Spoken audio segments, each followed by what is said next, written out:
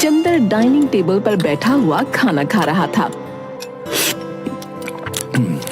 वाह सीमा, तुम कितना स्वादिष्ट खाना बनाती हो। वैसे मैं सोच रही थी कि क्यों ना हम अपना एक रेस्टोरेंट खोल लें। मैंने कुकिंग क्लासेस भी की हैं और आपने होटल मैनेजमेंट, और इससे हमें कहीं और काम भी नहीं करना पड़ेगा और हमारा घर भी अच्छे से चल जाएगा। बात तो तुम ठीक कह रही हो सीमा, लेकिन मेरे पास अभी इतने पैसे नहीं हैं कि हम ढाबा खोल लें। आप ऐसे ही परेशान होते हैं। आजकल बैंक से लोन लेना कितना आसान हो गया है। हम बैंक से लोन लेकर एक रेस्टोरेंट खोल लेंगे और फिर बाद में किश्त से लोन चुकाया करेंगे। हाँ, ये हो सकता है। मैं कल ही बैंक मैनेजर से जाकर लोन के बारे में बात करूंगा। हाँ। अगले दिन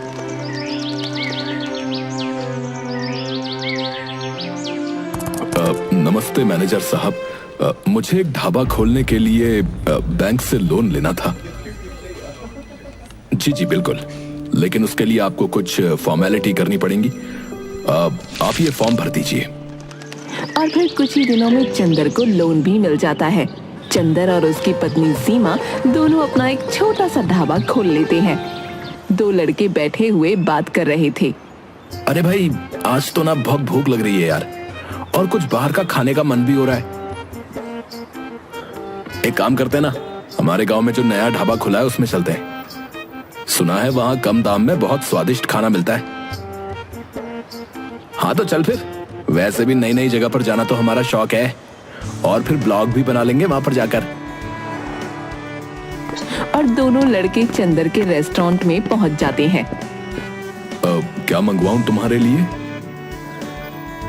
अंकल, आज तो मंचूरियन खाने का बहुत मन कर रहा है। हाँ, और मेरे लिए एक प्लेट चाउमीन। चंदर जल्दी से जाकर ऑर्डर अपनी पत्नी को दे देता है और थोड़ी देर में खाना उनकी टेबल पर लाकर रख देता है। वाह अंकल, कितनी अच्छी खुशबू आ रही है। इससे तो भूख और भी बढ़ गई। और फिर अपने फोन को निकालकर फोटो खींच लेता है।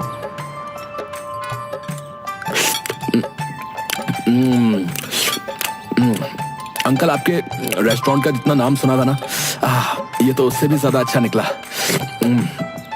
अब हम बार बार यहीं पर खाना खाने आएंगे। हाँ हाँ अंकल, सच में इतने कम दाम में तो सिर्फ आप ही के यहाँ पर खाना मिलता है। हाँ। दोनों लड़कों की बात सुनकर चंदर खुश हो जाता है। सीमा, तुम्हारे हाथ का खाना लोगों को बहुत पसंद आ रहा है। चलो अच्छा है, हमारा रेस्टोरेंट जल्दी जल्दी चलने लगे, फिर हमें बैंक की किस्त भी तो भरनी है। हाँ, सो तो है। रात को घर जाकर चंदर दौड़ा हुआ घर में आता है। सीमा, सीमा, ये देखो, वो जो लड़के आज रेस्टोरेंट में आए थे ना, जिन्होंने चाउमीन और मंचूरियन मांगा था, देखो उन्होंने हमारे रेस्टोरेंट का ब्लॉग बनाया भाई, और उस पर बहुत अच्छे अच्छे कमेंट भी आए हैं। देखो देखो। वाह, ये तो बहुत अच्छी बात है। इससे तो हमारे रेस्टोरेंट की पब्लिसिटी भी अच्छी हो जाएगी। और ये देखो, उन्होंने हमारे रेस्टोरेंट को 5 स्टार रेटिंग भी दी है। कुछ दिन बाद, चंदर, हमें बैंक की इस महीने की किस्त देनी थी ना, तुम कल ही जाकर किस्त दे आना। चंदर कुछ कहता उसके पहले ही उसका फोन बजता है। हेलो पिताजी, मैं बबलू बोल रहा हूँ। अरे हाँ हाँ बबलू, बोल, क्या हाल चाल है और कैसी चल रही है तुम्हारी पढ़ाई? पिताजी, पढ़ाई तो अच्छी चल रही है, लेकिन मेरे कॉलेज की फीस की ना इंस्टॉलमेंट भरनी थी। 2 दिन के अंदर मेरे कॉलेज की फीस भरनी थी और बहुत जरूरी है। अगर फीस नहीं भरी तो मेरा पूरा साल बर्बाद हो जाएगा। चंदर कुछ सोचकर हिचकिचाता है। तभी सीमा उसके हाथ पर हाथ रखती है और आंखों से हाँ का इशारा करती है। अब पैसे पहुंचवा दूंगा बेटा मैं। सीमा, अब हम क्या करेंगे? बबलू की फीस जमा करना बहुत जरूरी है, पर बैंक की किश्त भरना भी तो जरूरी है। आप परेशान मत होइए, बैंक मैनेजर से बात कर लेना, वो बहुत भले आदमी हैं, वो जरूर आपकी स्थिति को समझेंगे। ठीक है, मैं आज शाम को रेस्टोरेंट से जाकर शशिकांत भाई साहब से बात करूंगा। फिर सीमा और चंदर दोनों रेस्टोरेंट चले जाते हैं। आज रेस्टोरेंट के सामने एक गाड़ी आकर रुकती है। उसमें से कोई और नहीं बल्कि शशिकांत अपने बीवी बच्चों के साथ उतरता है। अरे मैनेजर साहब, मैं आज आपके ही पास आने वाला था। अरे चंदर, बातें छोड़ो, अभी बहुत जोर से भूख लग रही है, कुछ खाने के लिए बढ़िया सा ले आओ। थोड़ी ही देर में चंदर उन्हें जो भी चाहिए वो सर्व कर देता है।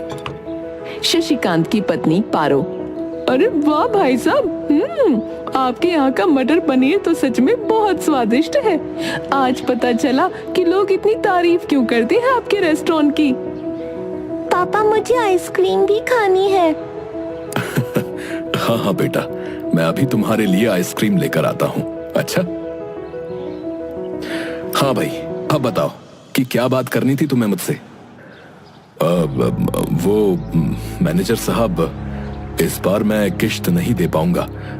वो क्या है ना, मैंने पैसे तो जमा कर दिए थे, लेकिन मेरे बेटे बबलू की कॉलेज की फीस जमा करना बहुत जरूरी था, नहीं तो उसका पूरा साल बर्बाद हो जाता। इसलिए वो पैसे मैंने उसे दे दिए। अरे कोई बात नहीं भाई, वैसे भी तुम कहां भागे जा रहे हो, और किश्त की जगह तुम हर रोज मुझे अपने रेस्टोरेंट का खाना खिला देना भाई, ठीक है? फिर चंदर और सीमा दोनों हाथ जोड़कर शशिकांत और उसके परिवार को विदा कर देते हैं। आप हर किसी से किस्त समय पर लेते हैं, लेकिन चंदर से क्यों नहीं? चंदर बहुत ही ईमानदार आदमी है, मुझे पूरा भरोसा है कि वो अपनी किश्त जमा कर देगा।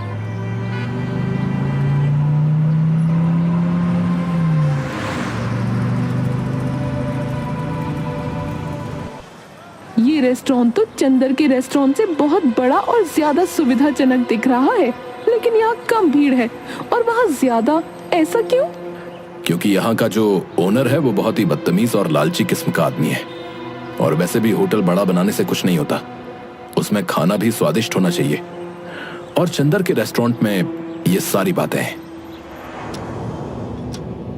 साहब, आपने इतनी मेहनत से इतना अच्छा और बड़ा रेस्टोरेंट खोला, लेकिन आपसे ज्यादा तो उस चंदर का रेस्टोरेंट चल रहा है। हाँ, और सुना है कि उसके रेस्टोरेंट में उसकी बीवी खाना बनाती है भाई। हाँ सरकार, क्यों ना आप भी भाभी जी से ही खाना बनवा लो। अरे उसे सिर्फ खाना खाना आता है, बनाना नहीं। वैसे भी जब आखिरी बार तुम हमारे घर आए थे और मैंने उसे पनीर की सब्जी बनाने के लिए बोला था, तो याद है ना कैसी बनाई थी? हाँ, नहीं, उनसे अच्छा तो हम किसी और से ही बनवा लेंगे। हाँ हाँ, तो अब जल्दी से सोचो कि उस चंदर का ढाबा बंद कैसे करवाएं, क्योंकि अगर उसका रेस्टोरेंट चल गया तो हमारा रेस्टोरेंट बंद होने की कगार पर आ जाएगा, समझे? वैसे एक तरकीब है हमारे पास सरकार। इस चंदर ने ढाबा बैंक से लोन लेकर खोला है और इस महीने की किश्त भी नहीं चुकाई। अगर हम बैंक में शिकायत कर दें तो बात बन सकती है। अरे लेकिन वो बैंक का मैनेजर शशिकांत, वो उसी की तरफदारी करता फिरता है? जी सरकार, उसकी फिक्र आप क्यों करते हो? अगले महीने इस मैनेजर का ट्रांसफर होने वाला है। हाँ? उसके बाद तो चंदर को बैंक की किश्त भरनी ही पड़ेगी ना। इतनी जल्दी इतने पैसे जमा करना उसके बस की बात नहीं है सरकार। राजेश शैतानी मुस्कान देता है। कुछ दिनों बाद शशिकांत का ट्रांसफर हो जाता है और उसकी जगह नए मैनेजर रोहन, जो कि राजेश का रिश्तेदार था, वो आता है। अरे रोहन, और क्या हालचाल है? मैं तुम्हारा बहुत दिनों से इंतजार कर रहा था। हाँ राजेश, तुमने यहाँ मेरा ट्रांसफर करवाने के लिए बहुत पापड़ बेले हैं, बताओ क्या काम है? वो क्या है ना, मेरे रेस्टोरेंट से थोड़ी दूर चंदर नाम के एक आदमी का रेस्टोरेंट है। उसने काफी समय से बैंक की किश्त नहीं भरी। पिछला मैनेजर तो उसे कुछ नहीं कहता था, लेकिन मैं चाहता हूं कि तुम उससे सारे पैसे एक साथ मांगो। मुझे यकीन है कि वो इतने सारे पैसे एक साथ नहीं दे पाएगा। वो तो ठीक है, लेकिन तुम्हें तो पता है ना महंगाई कितनी बढ़ गई है। तो मैं कोई भी काम जो है बिना पैसों से नहीं करता भाई। हाँ भाई, सो तो है, लेकिन तुम फिक्र मत करो, तुम्हारा इनाम मैं घर पर भिजवा दूंगा, ठीक है?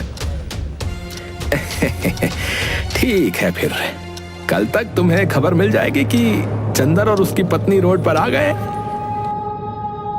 अगले दिन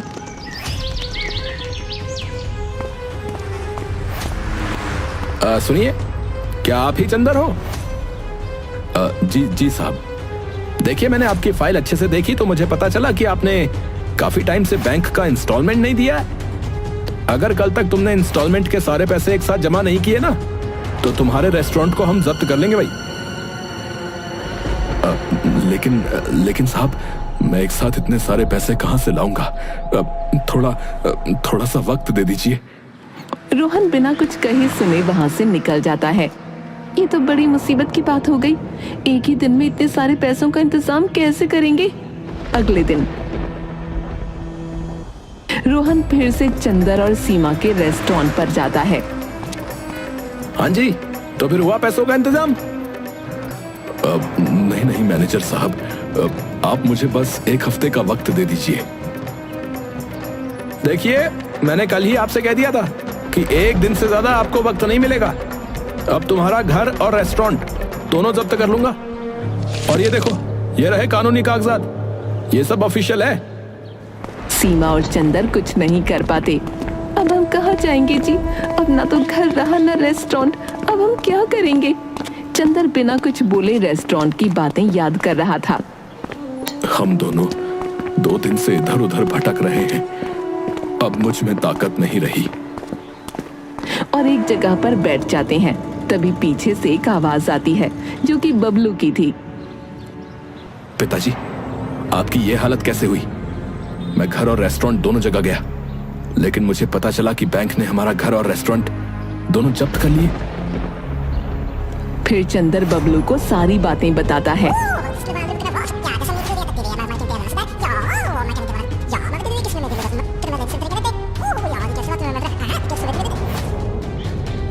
और अब हमारे पास कुछ भी नहीं है बेटा। हाँ बेटा, पर तुम यहाँ क्यों आए? तुम्हें भी हमारे साथ ऐसे ही भटकना पड़ेगा। नहीं माँ, ऐसा कुछ नहीं होगा, हम कुछ ना कुछ तो कर ही लेंगे। तभी चंदर को चक्कर आ जाते हैं और वो नीचे गिर जाता है। पिताजी क्या हुआ आपको? अरे, लगता है कमजोरी से चक्कर आ गए। बेटा तुम जल्दी कहीं से पानी ले आओ।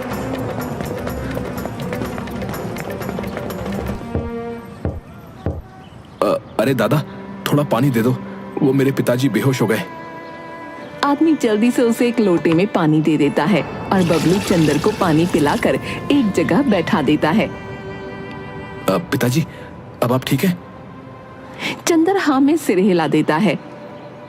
माँ, मैं ये लोटा देकर आता हूँ।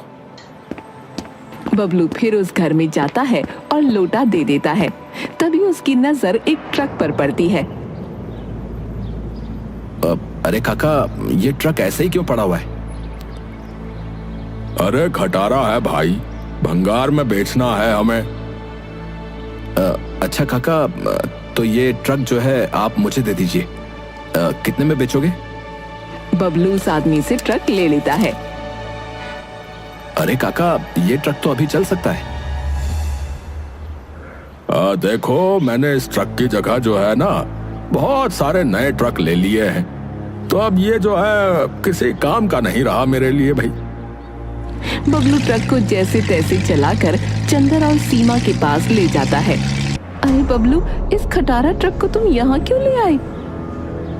अरे माँ, ये खटारा नहीं, हमारी खुशियों का पिटारा है। और फिर सीमा और चंदर को सारी बातें बताता है। अच्छा, लेकिन तुम इस खटारा ट्रक का करने क्या वाले हो बेटा? पिताजी, आप बस मुझे थोड़ा सा समय दे दो, फिर आपको सब कुछ समझ में आ जाएगा। बबलू उस खटारा ट्रक को सीधा करने में जुट जाता है। बबलू उस पर कलर भी कर देता है और बस 2 दिन में ही वो खटारा ट्रक बिल्कुल नया दिखने लग जाता है। बेटा, तुमने तो इस ट्रक को बिल्कुल नए जैसा बना दिया, लेकिन तुम करना क्या चाहते हो? माँ, बड़े बड़े शहरों में इसे फूड ट्रक कहते हैं। क्या? Food truck? हाँ हाँ सीमा, इस ट्रक को जो है हम कहीं भी ले जा सकते हैं। इसे हम हमारा चलता फिरता होटल बना सकते हैं। हाँ माँ, ये हमारा नया रेस्टोरेंट रहेगा और इस रेस्टोरेंट की स्पेशलिटी ये है कि आप इसे कहीं भी लेकर जा सकते हैं। इसका मतलब पहले तो सिर्फ फूड डिलीवरी होती थी, लेकिन अब हम होटल डिलीवरी भी कर सकते हैं। फिर सीमा और चंदर दोनों हंसते हैं। वैसे मुझे लगता है कि हमें इस रेस्टोरेंट की पब्लिसिटी करनी चाहिए। क्यों नहीं? तुम्हें याद है वो दोनों लड़के जिन्होंने हमारे रेस्टोरेंट का ब्लॉग बनाया था? हम भी बिल्कुल उसी तरह हमारे होटल का वीडियो बनाकर सोशल मीडिया पर डाल देंगे। हाँ हाँ, क्यों नहीं पिताजी, मैं अभी पूरे होटल का वीडियो बनाता हूँ। कुछ ही समय में बबलू का बनाया हुआ रेस्टोरेंट बहुत फेमस हो गया। कुछ आदमी नुक्कड़ पर बैठे बातें कर रहे थे। अरे भाई, तुमने सुना क्या? अरे पास के गांव में एक होटल है भैया, जो कि जरूरत पड़ने पर खुद चल कर जाता है। बस हमें एक बार जो है उस होटल को ऑर्डर करना पड़ता है, बस हो गया। हाँ हाँ भैया, अब बहुत अचंभे की बात है कि अब होटल भी जो है चलने लग गए हैं भैया। अरे पर ऐसा रेस्टोरेंट दिखता कैसा है भाई? मैंने तो अपने जीवन में नहीं देखा। अरे ताऊ जी, क्यों फिक्र करते हो? आप कहो तो मैं अभी बुला लेता हूँ उस रेस्टोरेंट को। अब हाँ हाँ बेटा, जरूर बुला लो। फिर मैं अपनी बुढ़िया को भी उसमें बैठकर खाना खिलाऊंगा।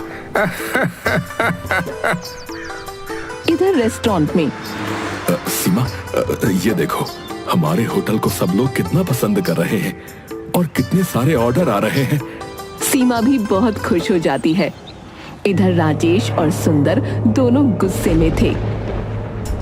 अरे सरकार, हमने तो इस चंदर का रेस्टोरेंट बंद करवा दिया था, लेकिन अब ये न जाने कहां से उस घुमक्कड़ रेस्टोरेंट को ले आया। मुझे नहीं पता, लेकिन मुझे कैसे भी उसके रेस्टोरेंट को खत्म करना है। मैं उसके रेस्टोरेंट को बम से उड़ा दूंगा। उस कलमुहे चंदर की वजह से मेरा रेस्टोरेंट बंद होने की कगार पर ही है। हाँ हाँ सरकार, सो तो है। मैं बस दिन भर मक्खी ही मारने का काम करता हूँ यहाँ पर तो। अगले दिन अरे सुंदर, उस होटल को काली पहाड़ी के पीछे वाले मैदान में बुला ले। हम वहीं उसे फोड़ देंगे। वहां किसी को भी पता नहीं चलेगा कि वो रेस्टोरेंट कहां गायब हो गया। सब कुछ प्लान के मुताबिक ही चल रहा था, लेकिन जैसे ही राजेश और सुंदर दोनों ट्रक के पास जाते हैं, वैसे ही ट्रक में लाल सायरन बजने लगता है। उसे सुनकर चंदर, बबलू और सीमा तीनों हैरान हो जाते हैं। अरे काका, आपके पास बम है? अरे नहीं नहीं, मैं बम का क्या करूंगा भाई? काका झूठ मत बोलिए, ये ट्रक बहुत सारी जगहों पर जाता है, इसलिए मैंने अपने फूड ट्रक में मेटल डिटेक्टर लगा दिया था, जिससे मुझे पता चल जाता है कि किसी के पास बम है या नहीं। अच्छा, तो तुम ही ने हमारे रेस्टोरेंट और घर को जब्त करवाया होगा और अब इस घुमक्कड़ रेस्टोरेंट को भी उड़ाना चाहते थे। मैं अभी पुलिस को फोन करता हूँ। नहीं नहीं बबलू बेटा, पुलिस को फोन मत लगाओ। लेकिन तुम मेरे छोटे से रेस्टोरेंट को क्यों खत्म करना चाहते हो? वैसे भी तुम्हारा कितना बड़ा रेस्टोरेंट है। तुम्हारा रेस्टोरेंट खुलने के बाद तो मेरा रेस्टोरेंट बंद होने की कगार पर आ गया था, इसीलिए मैंने तुम्हारे साथ ये सब किया था। मैं रोहन को कहकर फिर से तुम्हारा घर और रेस्टोरेंट छुड़वा दूंगा, लेकिन तुम पुलिस को फोन मत लगाओ बेटा। अरे चाचा, वो तो मैं भी करवा सकता हूँ। बबलू पुलिस को फोन लगाकर सारी बातें बता देता है। थोड़ी देर में पुलिस वहां जाकर राजेश और सुंदर को पकड़कर जेल में बंद कर देती है और बबलू अपना पुराना रेस्टोरेंट और घर दोनों छुड़वा लेता है। वाह बेटा, मुझे तुम पर गर्व है। तुमने सच में हमारा नाम रोशन कर दिया। आज तुम्हारी वजह से हमें हमारा पुराना घर और रेस्टोरेंट दोनों मिल गए और ये घुमक्कड़ रेस्टोरेंट भी। माँ, पिताजी, वैसे मुझे फिर से जाना होगा। मैं थोड़े ही दिन की छुट्टियों में आया था। बबलू वहां से चला जाता है। चंदर और सीमा कुछ नौकरों को भी रख लेते हैं